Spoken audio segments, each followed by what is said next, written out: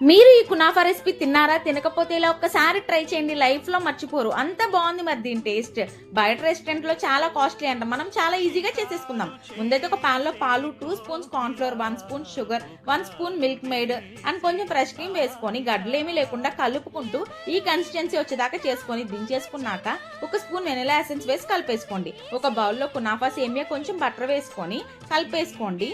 అడుగు ప్లెయిన్ గా ఉండే గిన్నె కానీ బాక్స్ కానీ తీసుకొని బటర్ రాసుకున్నాక సేమియాని ఇలా అరేంజ్ చేసుకొని దానిపైన ఆల్రెడీ రెడీ చేసి పెట్టుకున్న క్రీమ్, కొంచెం చీజ్ అండ్ మళ్ళీ సేమియా వేసేసుకొని స్టవ్ మీద ఏదైనా ప్యాన్ పెట్టి అది హీట్ అయ్యాక ఈ బాక్స్ ని దాని మీద పెట్టి 5 మినిట్స్ ఉడకనివ్వండి. వేరే గిన్నెలో సేమ్ క్వాంటిటీ షుగర్ వాటర్ పోసుకొని షుగర్ సిరప్ రెడీ చేసుకోండి.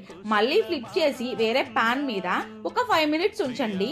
లాస్ట్ లో sugar syrup and pista decorate చేసి తింటే ఉందండి, మామూలుగా లేదు. ఎంత క్రీమీగా చీజీగా ఉందో ఒకసారి ట్రై చేయండి. వీడియో నచ్చితే లైక్ అండ్ సబ్స్క్రైబ్.